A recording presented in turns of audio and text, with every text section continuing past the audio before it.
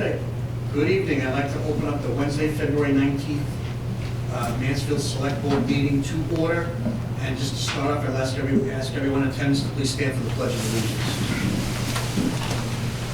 I pledge allegiance to the flag of the United States of America and to the republic for which it stands, one nation, under God, indivisible, with liberty and justice for all. Just for some housekeeping, we are being recorded by Mansfield Cable Access in Mansfield, and I believe our surrounding town or towns are also recording for their cable access, so their folks can look at it. I'm not sure if it's live or for rebroadcast, but they'll be able to look at that. So the first order of business tonight is a SEMREC update with the towns of Mansfield, Foxborough, North, and Easton.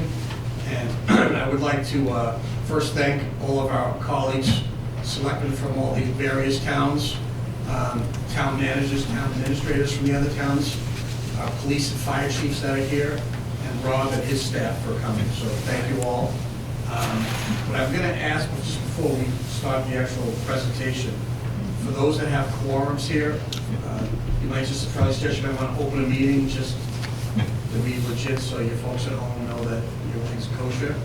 And I think Easton, besides Mansfield, is on with a quorum here tonight. So that's up to the Easton board, however you want to handle it. Sure, but Easton would open our meeting with a quorum right now. Okay, very good. Okay, so with that being said, Yes, we need to also ask the SEMREC chair to open up the SEMREC meeting. So as Chairman of the Board, I'd like to call this meeting to order of the Summer Board of Directors. Okay, you have to second, I think you're all set. Okay, so everybody's open, and I think the first item is going to be asking Robert Doan to come up. It is, and if I could ask the board members to shift down to the last seat.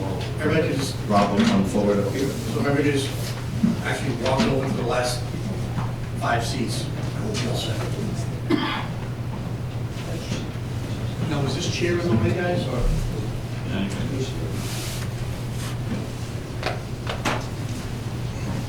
Excellent. Welcome, Rob. Thanks, you guys. So you can pull that mic a little closer to you. So, Mr. Chairman, members of the boards that are here tonight, we first want to say thank you for joining us here this evening. We have been working quite diligently over the past several months to get the SEMREC project underway. For the towns of Mansfield and Foxborough, we are actually live. We went live on July 1st, and we want to take this opportunity to update you where we stand as of this moment. The construction project at High Rock Hill has begun, and Rob will give you some details on that. But first of all, I want to say thanks to Rob and all the work that he and his entire staff have done to put this program together. They've done a terrific job. It's viewed by the state as being one of the top programs in the Commonwealth. And I think that a lot of that goes to the work that his group has done. So I want to say thank you for that. And thank you to all the communities that are here supporting this effort. Thank you. If I, may I just make one comment? I apologize. I would like to make notice that we have some of our local delegation is here tonight. Billy's here from Senator Feeney's office. I believe the senator is on his way. And Ted Phillips is here from Representative Kafka's office. So thank you, gentlemen, for coming. We appreciate it. Excellent. Thank you, Mr. Chairman. I'm Rob Perdone, the Executive Director of Southeastern Mass Regional 911 District, for those of you who I haven't met. Just here to provide a brief update as to the SEMREC project. This is our first board meeting post-go live. So a little bit about SEMREC for those of you who hasn't seen one of these updates. In 2017, a district was formed by an action of all 4 towns unanimously. In 2017, we received our first grant award from the State 911 Department, and in November that year, I came on board as the Executive Director. 2017, we also located the building up at High Rock, and it was designated as the most advantageous for siting our Regional Emergency Communication Center. Without much ceremony or fanfare, July 2017, we opened up operations in Foxborough with Mansfield and Foxborough Dispatch, and officially kicked off SEMREC as an operational real-life entity. And our staff has done just a phenomenal job, especially with the amount of the high standards we have and the amount of pressure they've had. I'd say they performed better than any group I've ever seen, especially where most of them, besides some training we had beforehand, really did not know each other, and they formed such a team and family over the past 8 months. It's been an incredible experience. And just a few months ago, we started construction up at High Rock, and that's been underway since. We've made some great progress on that. We're excited to move in there this year. So like I said, the district is a separate government entity. It's a district formed based on Mass General Law 6A. And we have many of the same rights as any other district or town. So, like I said, we kicked off in July. This has been, we hired our staff in March of last year. We did a ton of training. All the staff was working full-time positions as telecommunicators in other towns, and they had to fulfill those obligations, the obligations to their families, as well as conducting and attending a considerable amount of training to make sure they were well-informed and briefed and trained up to operate a new way of doing business in 911. So the picture to the left is our gang at a emergency medical dispatch training. It was a 40-hour class that they had to attend. We did tours and familiarization rounds of some of the larger landmarks in the district, including Gillette Stadium. So, of course, they had to snap a picture on the field. I think Nick in the middle with the number 12 jersey had 3 more jerseys underneath it with various team members, just in case he saw him. He was going to whip it off and get it signed. We've had late nights crawling under consoles. We've had late nights dealing with meetings and informing the public. It's been a great experience to interact with the members of the public with their questions, and it's been.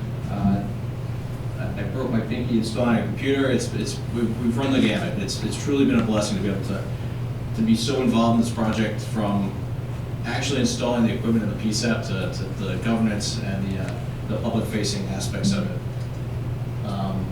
And I'd like to take just an opportunity to just acknowledge and thank some of the people that, like us, don't often get to see the limelight. Specifically those in the IT departments of both Mansfield and Foxborough. Director Aaron Heyer at Foxborough and his team have been instrumental in getting us live. There's tons of hours, and you can't compensate these people enough, because it's just something else that they have to take on. And IT departments, much like many other departments, are stretched to the limits. Mansfield IT department as well. We had to integrate both the district IT infrastructure and the towns in a secure fashion to make sure that we have reliable services between the 911 district and the 2 towns, and we kicked that off. We haven't had very many issues since, and that's due to the hard work of their teams, and I really thank them. And of course the police and fire chiefs, their departments, and the various town agencies. This wouldn't have happened without any of them. Again, lots of late nights, lots of mulling over different decisions and making hard choices, and we really built a product that will stand the test of time. This is the communication unit leader group from one of the last NFL game at the stadium for the season, so special thanks to them as well. It's a massive operation we support as well. So this is, on the left is day 1. Garen, we have some of our staff here in the back. Supervisor Garen Isley's in the back. He's on the left, taking one of our first 911 calls. This was even before our uniforms came in. We're taking 911 calls. We've been extremely busy. And at the left, it's Nick Goyette. He's one of our communications officers. That's post. That's not how he's during most of our shift. We even had some time to track down Santa, and we took the opportunity to take some time and post that on Facebook. We partnered with NORAD's program to track Santa through his deliveries and find the Grinch. Last time we met, we projected taking wireless direct calls about mid-year this year. That was our hope. That means when you call 911 from a cell phone, that it comes directly into our 911 center versus going through the state and being transferred down. We did that day 1, and we've kept it ever since. We've taken both phase 2, which is the more precise, and phase 1. So we take every single 911 call in Mansfield and Foxborough right now. There's very little times that it comes in from another community. When it does, it's usually somebody from outside the district who needs help inside the district. Rob, you might just want to just explain that to the folks at home so they understand that most other places, when you make a 911 call, it's going to some state police barracks somewhere else. Right. And the point for this is response time is much faster. Correct. So just so the folks at home understand that. So we estimate about 3 minutes prior to us taking wireless calls direct or cell phone calls direct. There's about a 3-minute process for a telecommunicator in the state police or state 911 department to to answer the call, and for it to ring, for the call to be answered, for them to interrogate the caller, and for us to be transferred. From that point, the receiving 911 center would have to re-interrogate the caller, find out where they are and what their emergency is. By taking wireless calls direct, you call 911 from your cell phone, and it routes directly into our 911 center. That means if we get 50 911 calls for a ladder in the roadway, Route 95, that we get all 50 of those as well. So there was some risk. That's why we kind of took a step back and said mid-year, but we decided to take it day one, and it's been a true success. So our first 6 months, we answered 12,301 911 calls, which is incredible. That's about the same that both towns were doing combined in the last year. That represents a 300% increase in call volume, and that's representative of the wireless direct. Because where the state used to filter out and play goalkeeper for those surge operations, the surge calls, we don't have that filter anymore, so we have considerable more 911 calls.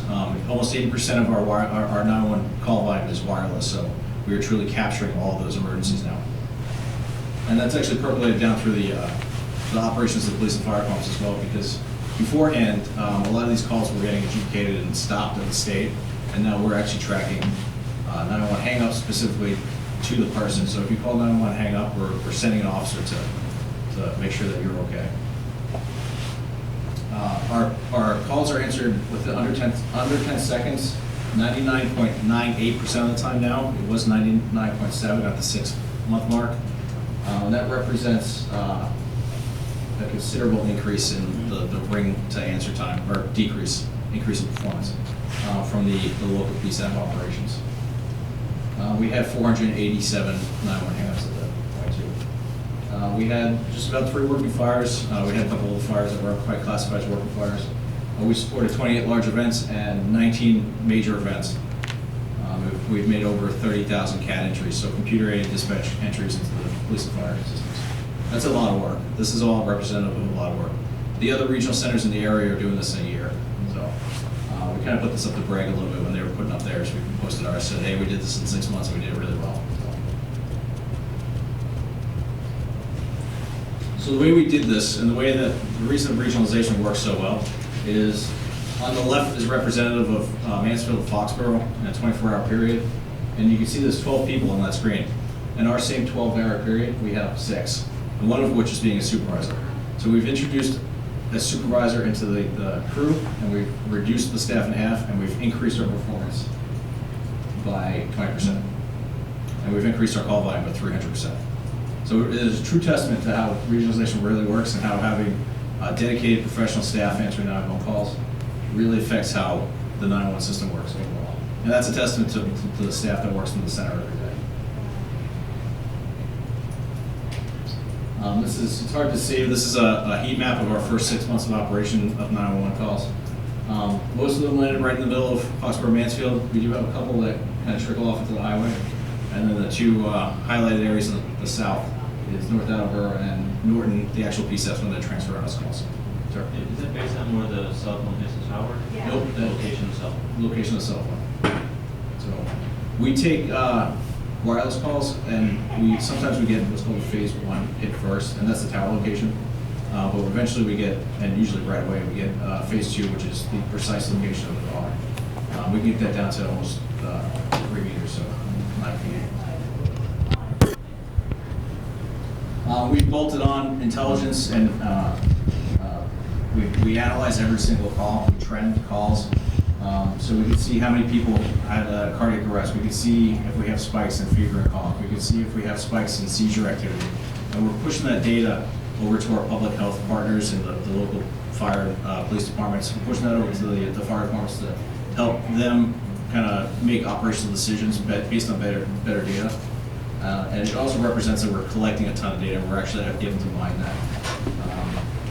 So this image below is our cardiac arrest count for the first 6 months. We're dispatching those in less than 30 seconds. We also track from when a caller, specifically for cardiac arrest, from when a caller calls and says that they have a cardiac arrest event to how long it takes us to get somebody's hands on chest or begin CPR. So we're tracking it that granularly to make sure that we can see where our trends are, where our weaknesses are, and improve on it. And then we track it to see how that affects the outcome of the individual patient. So we're really trying to make sure that 911 is responsive to the needs of the community, and that we're tailoring it to make sure that our outcomes, the patient outcomes, and the outcomes of the calls are being QA'd to improve on that. And this is hard to see as well, I apologize, but this is a list of call types, percentage of our call types compared to national call types. Top one is falls. So our percentage of falls that we get received in the 911 center is 16.88% of our calls. And nationally, we're seeing 11.5% calls. So we say that we have a spike in falls. That may or may not correlate to anything. During the mosquito spray, we saw a spike in seizures. We forwarded that to the public health, and they were able to say, no, there's no correlation here. All these seizure calls are medical issues. So it's something that we can gather, collect, and transmit. All of our staff has been trained holistically in public safety and homeland security and emergency management. They're not just people who answer a phone. They really have they're public safety generalists. We dive into just about every aspect of public safety, and they need to be really good at it because they touch police operations, they touch EMS operations, they touch fire operations, they touch major national level events. We dive into emergency management, basic emergency management concepts all the time. So they really need to be well-rounded. This is all the training topics we covered prior to them going live and continue to train them on. As I've stated in previous presentations, we've enhanced the 911 system.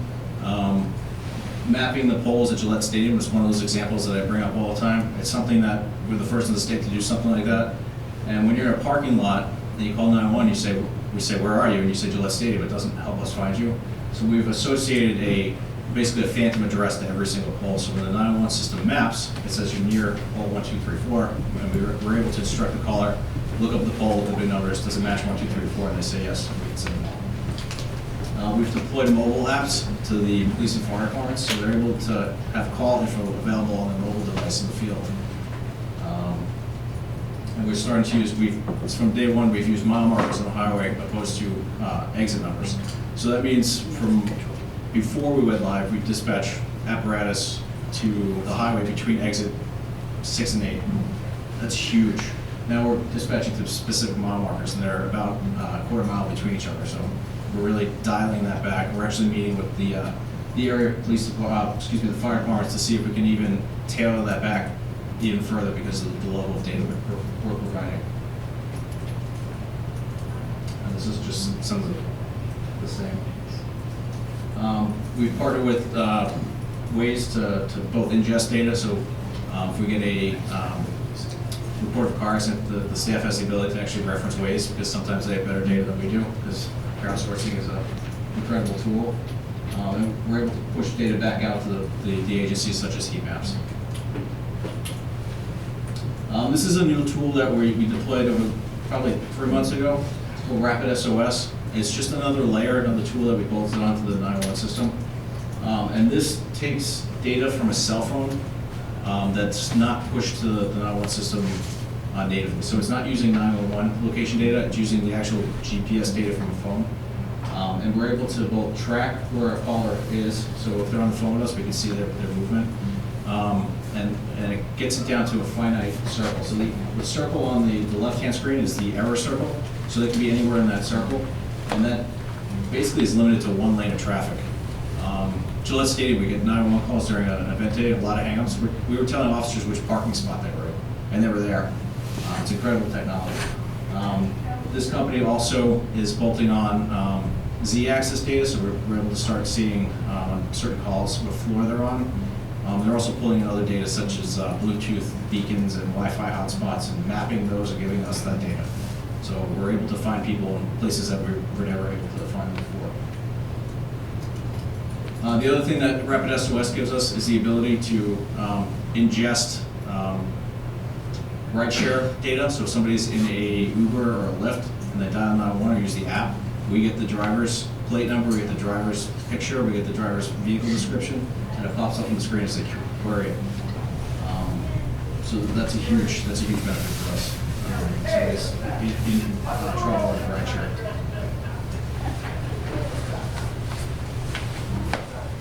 To kind of transition to our funding and our grants. We estimated last year our assessments would be about $580,000 to $600,000 per year. This last fiscal year the fiscal year we're in now, the assessment was $550,000, and we were able to get the individual towns a $45,000 to $50,000 credit, so it was right around $500,000 that the towns actually paid. The 4-town operation next year, the assessment, the base assessment is $508. It was adopted last night, and that'll be our assessment for all 4 towns. So not only did we come in under what we projected, we're continuing to trend down in our annual assessments. Additionally, we met with the State Highway Department and gave our opinions of how the grant program's been improved. And they adopted one of our recommendations, which was another grant incentive that would significantly decrease the assessment to the town, basically a credit for 3 years. And the first 3 years is a full credit. The next year is a half of that credit, and the 5th year is a quarter of that credit. So 5 years of funding to offset the cost of the assessment. It's incredible. It's quite a bit of money we're able to give back to the communities. This is the slide from the presentation last year. So each of the communities with their annual grant funding receives just under $200,000. We projected that post-go live, Semrit would receive $890,000 annually, which represented a $6.9 million abandoned grant funding if the towns didn't regionalize, just kind of look forward. That actually turned into $1.09 million, and this represents $11 million of grant funds that would have otherwise been abandoned if the towns didn't opt to regionalize. That's huge.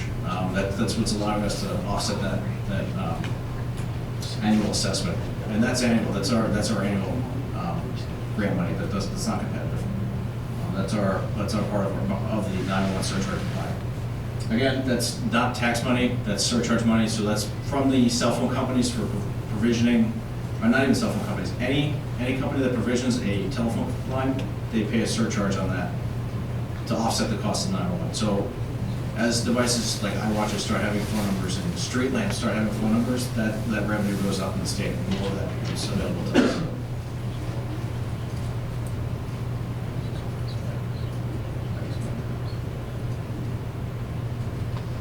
So High Rock's construction has begun. We're excited to move in, hopefully at the end of the summer. It's in Foxborough. We've discussed it time and time again. It's an amazing facility. This is what the architect says it's going to look like when it's done. I hope that's true. It's missing the tower, and it's missing a couple trees, but the building should look like that when it's done. This is fully funded by the state, which is another amazing thing. So just some progress pictures. This is what it looked like a couple weeks ago.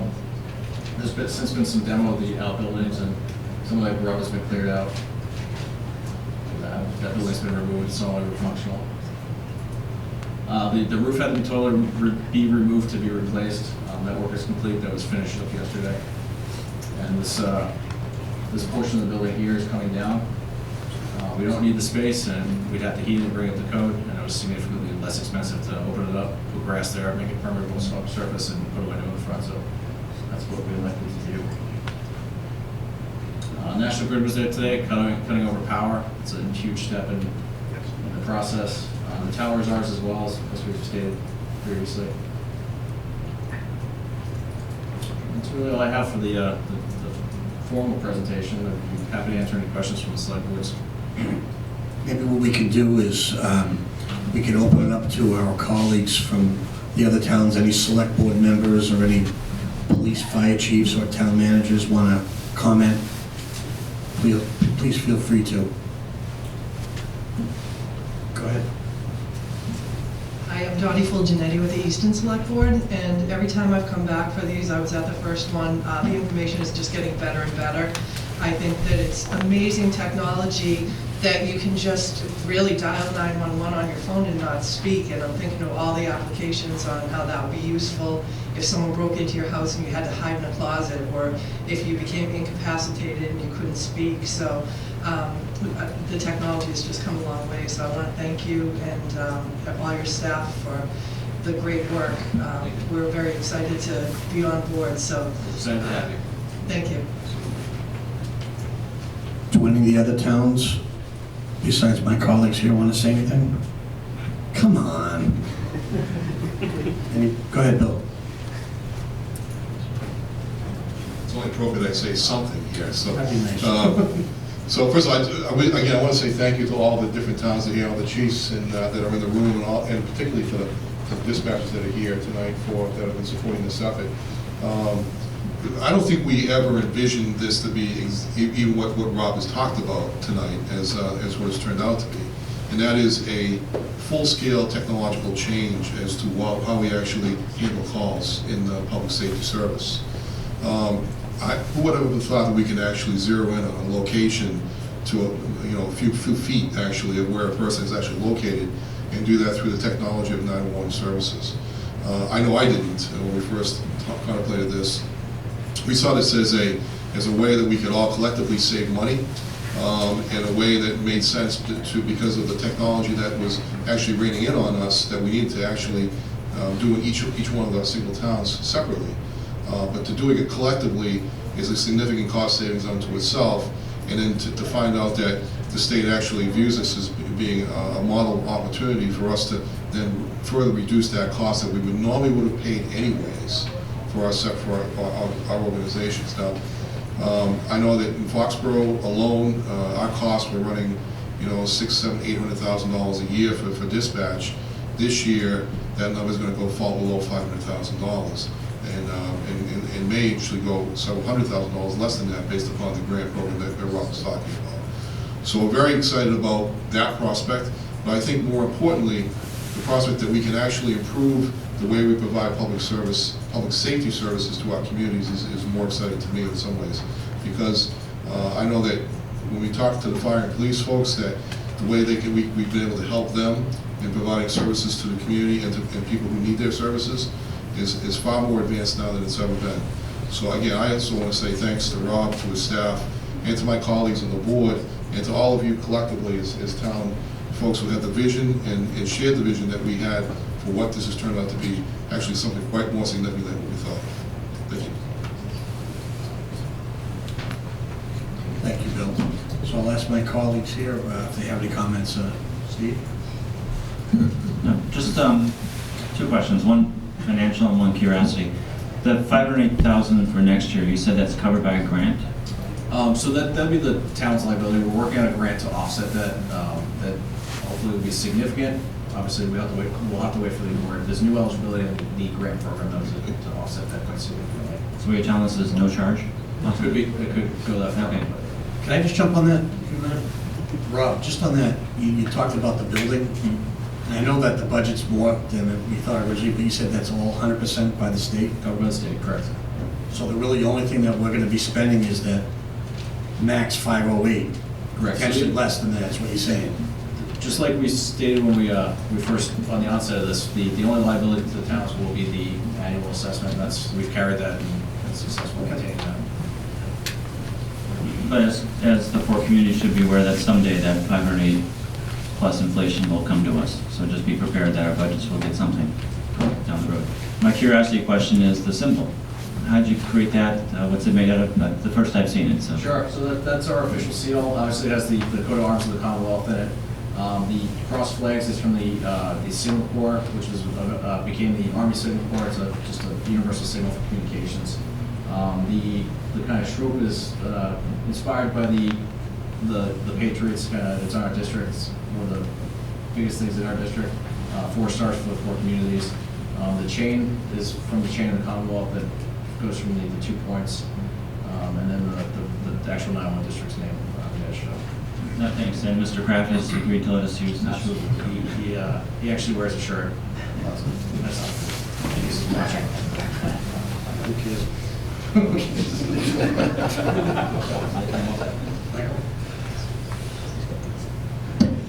Just a couple comments first off. I mean, a lot of work has gone into this between the police chiefs, the fire chiefs, the town managers. A lot of faith by the select boards have been put into this project. I mean, it's, to us, I think, you know, not only are we worried about money, we're also worried about the services. I think what's important, we've actually had this on our agenda every meeting, whether there's an update or not. I think this is something we're trying to look at closely, make sure that we're spending our money wise, and so far, it sounds like things are going very well, but I still think this is something that where 4 communities actually voted unanimously, that there's a lot of people watching this, and, you know, I think it's important that we get updated, even though, you know, you don't work for the selectmen. In effect, you work for the board that is made up of, you know, our day-to-day operations people, the town managers. So I think it's extremely nice, you know, to have these kind of updates, not only for us to get more detail, but for the community as well. So, you know, I think the last time we saw everybody from all the communities was probably a year ago, year and a half ago. So it's nice to kind of have everybody back together and, you know, just to kind of see what progress is being made. Thank you. Yeah. Just have one quick question. You mentioned the call volume was up 300%? Correct. Do you have a reason as to why that is? And that is a directly result of us, it's a direct result of us taking the wireless calls direct. So before somebody called 911, I use the ladder example on the highway, where a bike, it was one of the things that got us a pretty large influx of calls in our initial couple of weeks. So the bike falls on the highway, everyone who passes that bike calls 911. Beforehand, the state used to say, oh yeah, the red bike on the highway, thanks, and wouldn't pass it along. It's not that more people are actually calling, just more are getting to you. It's actually twofold. So the other thing is we did a pretty large campaign to make sure that people weren't afraid to call 911 and push.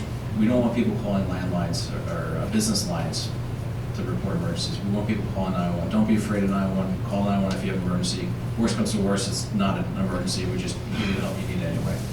So we've seen a lot more of the calls coming in on the 911 lines versus the business lines. We've almost reduced the business line 911 calls or emergency calls to nothing, and few and far between. So the combination of both, it represents a large increase. And even though those 911 calls come in for the repeat calls in the same incident, they still have to be adjudicated just like any other 911 call. So that's the cost. Okay, thanks. Other than that, I'd say this looks, great progress, and congratulations. Thank you. Thank you, Mr. Chairman. Tremendous progress. This is just great news for everyone.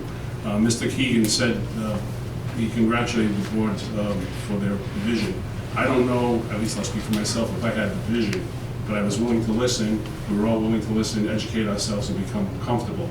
I know we were excited when our chiefs came forward, but we had a lot of questions. We did our diligence, and sometimes, we should pat ourselves on the back for just getting out of the way and let the professionals do their job. We did it right this time. That's it. Okay. Where do we stand with the frequency change as far as with the federal government? So that is unchanged. That has not had any action taken by the federally. So that right now the Middle Class Tax Relief Act essentially has most of our spectrum that we use for public safety. So the frequencies we use for the radios going up for auction in the next year. That there's been several bills that have been presented that have not gone anywhere. They haven't left committee, and there's a ton of reasons why and why not. But right now it's still unchanged. Does it look like there's a likelihood that there will be a change, or it will be left as status quo? Right now. That makes a big difference in what we're doing. Correct, it does. And as the board and the Semmer operation is looking at that very closely, as well as the regional Homeland Security Councils and statewide, it's going to impact a lot of people. So there's a lot of eyes on it right now, and there's a lot of people kind of strategizing on how we mitigate that. Right now, we have to plan on that it's going away, and we're trying to strategize how we're going to mitigate that and continue operations. But right now, it's unchanged. I know we did take a vote and asked to reach out to our federal legislators. Can we touch base with any of them and see if... Sure. We did write the letter of support from the SelectBoard in order to be able to fight for the change on that. And so they do know about that. I'm happy to follow up with them again. Yeah, the more we can pressure them, the better off we are. Luckily, Semmer, as a regional body, we're able to license spectrum that is not otherwise available to the local communities. So if it does continue to progress the way it is, are, you know, not progressing. We're able to license channels that will mitigate this that you would not be able to do as a single town. So there's a silver lining in it, especially if we have a safety net at SEMRAC that we can license those channels. But it is something we're watching very closely. Thank you. So, Yeah, Rob, I appreciate your comments earlier about the, I know the service that we're providing is much more efficient than it was before, much quicker, and people who know me, the budget is really important to me also, and to hear that our assessments are going down and the building is going to be pretty much paid for by the state is really appreciated. Does SEMRAC have a website? We do. It's se-mass911.org. And the reason why I ask is I think you were able to help me out a while ago. A resident in town who owns several properties was out of town, and I guess had an issue calling, so there's like a special number you can call that if you need help that you can get through and not have to worry about dialing 911. Remember that situation? It was a property owner, and I don't know if he had a flood or something, but he had a situation in his property, and he was able to call a regular landline, and he was able to get assistance. So my point is that this website is available for people to take a look at.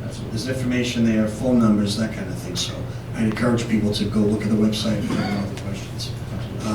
I would like to acknowledge Senator Feeney made it in Nepal. Senator, thank you for coming. As you know, this is so important to the four towns. As your predecessor, and you're keeping that ball moving and helping us keep getting funding, which is much appreciated. So thank you for everything you do in the Senate, and our House colleagues, your House colleagues also. You know, we all appreciate it, because a lot of this wouldn't happen with all your hard work that you help us with at Beacon Hill to get us the funding we need to keep this thing moving. So thank you for everything you do for us. Okay, so with that being said, is there anything else for SEMRAC for the evening? Ladies, gentlemen?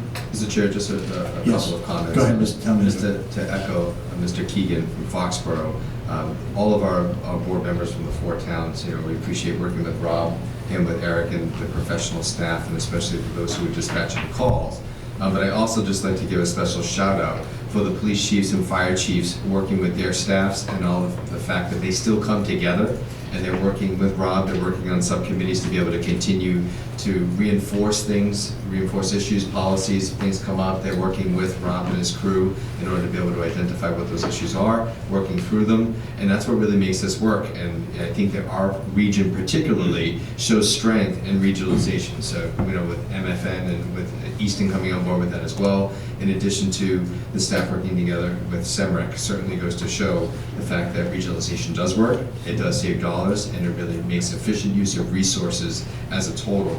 And that this, you know, started with many different cities and towns coming together for its original inception. And Chief Sullivan, that was over 5 years ago, I believe, when that first discussion actually started. And to be able to see where it is today is really extraordinary, something that we're all very proud of. But it really is a team effort, and thank you to all the team members who make that happen. groundbreaking in March, you're hoping? So, and Rob, if you want to speak to that ceremony.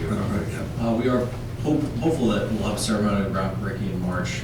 It's largely dependent on the status of the actual property.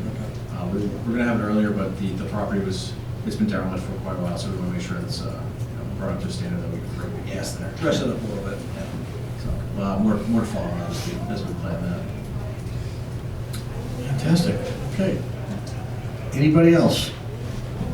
Sir, I don't know your name, sir, but I'm calling from Easton, I gather. Chuck King, Easton Select Board. Rob, do you have a sense, I was looking at a chart there that said like 12,000 calls in 6 months. Do you have any sense of what the actual average response time might have been under the old system and the new one that's coming in? As far as our ability to process the calls?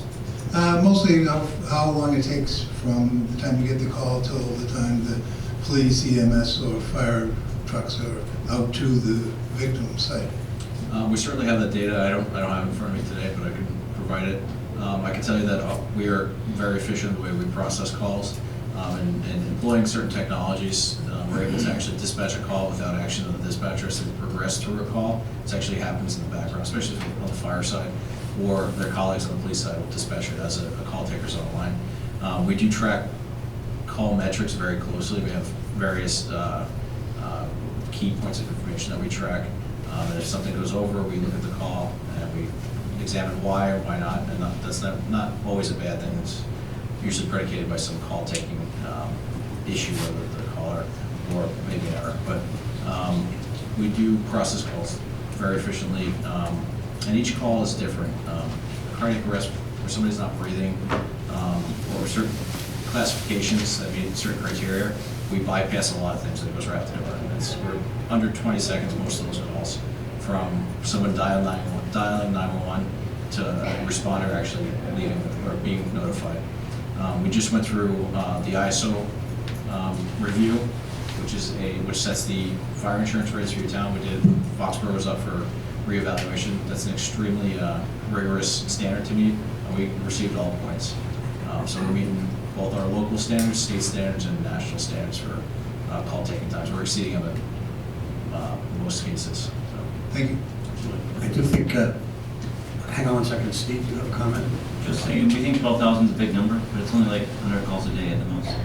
This 100 calls a day to 3 people, that's Agreed. That's quite a few calls, yeah. That's up from about 10 calls a day per community. Right. Okay. Go ahead, sir. Yeah, Richard Parker, 79 West Street, Foxborough. I know a couple of years ago, Rob, there was an article where the cost for High Rock was $5 million. Mm-hmm. I believe now it's 10.271 million. It's 8.7. The total cost, including the architect and the engineering at the last SEMREC meeting, was 10.271 was the total. Okay, if that's the case. So I guess, does that 10.271 include everything inclusive of what the original plan for High Rock was, as well as what was presented in the video about 3 years ago? It does. Actually, we've tailored quite a few things out of that project to make sure that we maintain a certain cost. Obviously, it's gone up over the years. Any project does, especially in this market, and that's what we faced when we went out to bid for this project. Is the market's doing very well, which means that contractors are getting exactly what they want for building projects. So we did some value engineering to reduce the cost of that project, but that money, and that means that we've not only received the $5 million in grant money that the state's promised, but we've gone back out and received 5 additional more. I understand it's all grant money, but it's still money that has to come from somewhere. Right. If for some reason the Massachusetts economy goes through the tubes, lose all the money, all of a sudden everybody's looking for that 911 surcharge to help shore up their budget. Who pays, who's gonna end up paying that money? Yeah, so that money is actually protected by law. So that surcharge money can never be appropriated for anything else. It is not appropriated by the State House, so that goes into a trust fund that is protected by law, that it has to go back into the BSAPs and offset the cost of 911. And that was built that way so that the 911 surcharge does not become a piggy bank or a stabilization fund. It can never go into the general fund of the state or a community. And as the state has very clearly indicated, the agenda of the state is to regionalize, maximize efficiency, and they've decided to invest in our facility for a reason, because we're doing it very well. And that money, like you said, it's there. So it's either coming into the communities of Foxborough, Mansfield, Easton, or Norton, or it's going into another community. So we're able to kind of funnel that money into your community and make sure that your 911 service is the absolute best, and the facility is protecting that. Because I know in the original presentation, it included the $1 million for each town for the radios. I believe that's not in there anymore. I believe the secondary generator, the secondary AC unit was taken out as well. That was mentioned at one of the summer meetings. Correct. So, like I said, we had to do some value engineering. So we did provision for a second generator, and we're able to provide a generator that could handle the same as 2 generators. But it was more cost effective to provision and make future plans for a second generator and buy a generator that could do both, and then hopefully do a capital purchase to improve that. And the second AC unit, what we decided was redundant and not needed, so we value engineered that out. As far as the radio project, we've made a conscious decision to not invest in that right now because we're facing the T-band repeal. So instead of investing several $1 million into a radio system that is by law going to be repealed, we decided to see if that was repealed and better advise how we spend that money. The money for the building was never inclusive of the radio project. The total project was inclusive of the radio project, and we still anticipate moving forward with that and accommodating that. Okay, thank you. Thank you, Rick. Okay. Anything else on SEMRAC tonight? What I'm going to ask is we're going to take a 5-minute recess from the Mansfield Board of Selectmen meeting, and we'll adjourn this meeting, and then we'll come back to the Mansfield Board of Selectmen business. So, Mr. Chair. go ahead. This is a rare opportunity just to recognize staff from SEMRAC. There's 2 members in the back, Sure, Beth Feeney absolutely. and Stand up. Aaron, if you wouldn't mind just standing up and say hi.